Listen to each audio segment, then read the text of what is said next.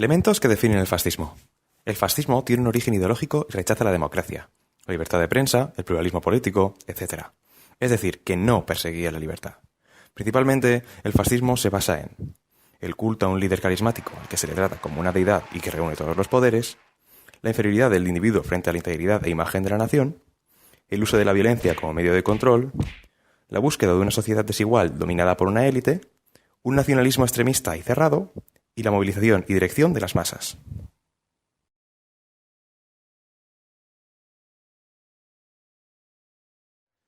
La situación de Italia en la posguerra era precaria debido a la crisis económica. La conflictividad obrera aumentó junto al descontento de los italianos por el Acuerdo de Versalles, que no satisfacía las aspiraciones del país. Benito Mussolini formó una fuerza paramilitar que hacía uso de brutal violencia contra los partidos de la izquierda. En noviembre de 1921, Mussolini funda el Partido Nacional Fascista, que se caracterizaba por su simbología propia, su programa populista y su defensa del nacionalismo y del militarismo.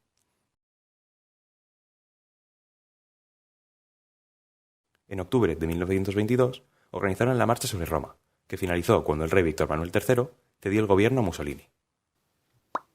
A partir de 1922, Mussolini fue el jefe de gobierno y convocó unas elecciones que ganó el PNF por mayoría absoluta. La oposición denunció la existencia de fraude en las elecciones. Dichas acusaciones fueron respondidas con el asesinato del diputado socialista Matteotti. En 1925, Mussolini instauró una dictadura fascista que se caracterizó por la supresión de la democracia, la concentración de todos los poderes en Mussolini, que pasó a ser conocido como Duce, las relaciones con el Vaticano, una política exterior expansionista y la aprobación de leyes raciales. El nuevo orden presentaba un escenario en el que el Estado y el partido fascista se unían y controlaban todos los aspectos de la vida de los ciudadanos. Se implantó el intervencionismo económico con el objetivo de hacer de Italia un país autosuficiente. También se creó el Instituto para la Reconstrucción Industrial, que orientaba a los sectores de producción, a la industria y a la producción militarista. Estas medidas mejoraron a las industrias italianas, pero la calidad de vida de los obreros bajó significativamente.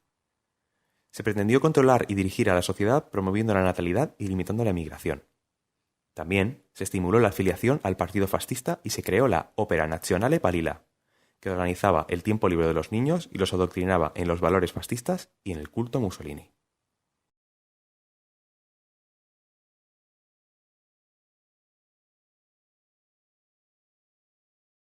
En Alemania, 1918, después de la abdicación de Guillermo II, se proclamó la República de Weimar, que consistía en una constitución democrática.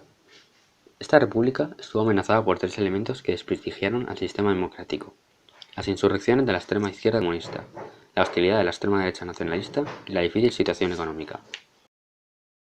Ante esta situación surgió el ascenso del Partido Nacionalista, que rechazaba la democracia y el comunismo, denunciaba el Tratado de Versalles y era profundamente antisemita.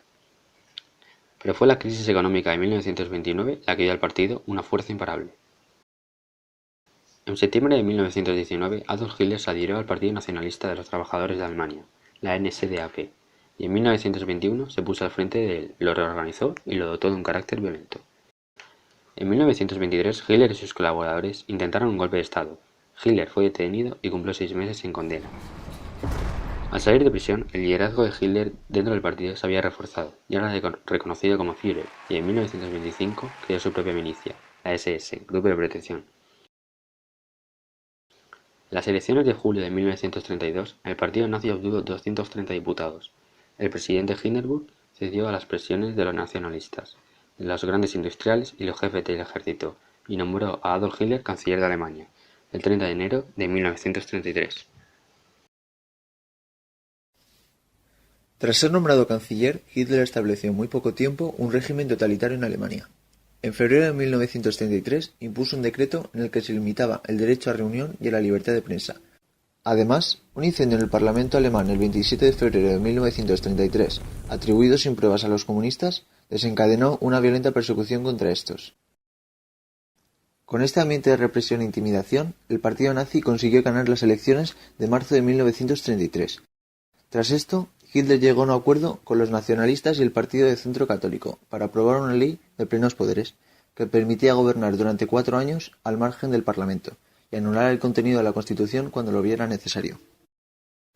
A partir de 1933, una serie de medidas complementaron el proceso de nazificación de Alemania, que fueron La ilegalización de los partidos comunista y socialdemócrata. Esta medida se extendió a los partidos restantes, resultando en un régimen de partido único, el partido nazi. La unificación de los Länder, estados federados, mediante la supresión del sistema federal y la disolución de los parlamentos territoriales. La depuración de la administración, con la exclusión de los escalafones oficiales a todos aquellos funcionarios no arios o no pertenecientes al régimen. También se persiguió a intelectuales y artistas contrarios al régimen. El reforzamiento de la represión, dotando de funciones policiales a las SS y a la Gestapo, un cuerpo de policía política. La eliminación de la disidencia dentro del partido, con el asesinato de los críticos a la concentración de poder en manos de Hitler, en junio y julio de 1934. La conquista del espacio vital. El nombramiento de Hitler como jefe de Estado, tras la muerte del presidente Hindenburg en agosto de 1934. El objetivo de la política económica nazi era convertir a Alemania en una gran potencia industrial y eliminar el problema del paro. Se reforzó así el sistema capitalista alemán, posibilitando los beneficios de la gran industria. Además, se optó por el dirigismo estatal, aplicando el plan cuatrienal, que pretendía preparar al país para la guerra. Las principales directrices económicas fueron: la autarquía económica, es decir, la autosuficiencia de Alemania, que producía todo lo que necesitaba y sustituía las importaciones. Impulsar obras públicas con inversiones del Estado. Controlar precios y salarios para evitar la inflación y garantizar los beneficios empresariales. Y fomentar la industria pesada, la de armamento, para remilitarizar el país. En 1939, Alemania era la segunda potencia mundial, aunque con enormes desequilibrios entre el crecimiento de la industria pesada, de un 156%, y el de consumo, de un 19%. Se consiguió el pleno empleo, pero con sueldos muy bajos y con un cambio radical en las relaciones laborales, al perder los trabajadores sus derechos y la capacidad de organización.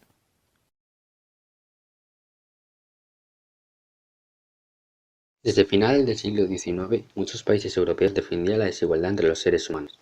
El proyecto nazi se inspiró en esa idea para defender la necesidad de mantener la pobreza de los arios, una raza superior que necesitaba un espacio vital para progresar. A partir de esto, desarrollaron un proyecto racial que consistía en exclusión dentro de la sociedad aria de los discapacitados y de los que no se identificaban con la comunidad del pueblo dirigido por Hitler. La identificación de determinados grupos étnicos como enemigos a los que había que exterminar. Esto tuvo repercusiones de los judíos en 1933. En 1965 se crearon las leyes de Nuremberg, que degradaron a los judíos alemanes a ciudadanos de segunda clase.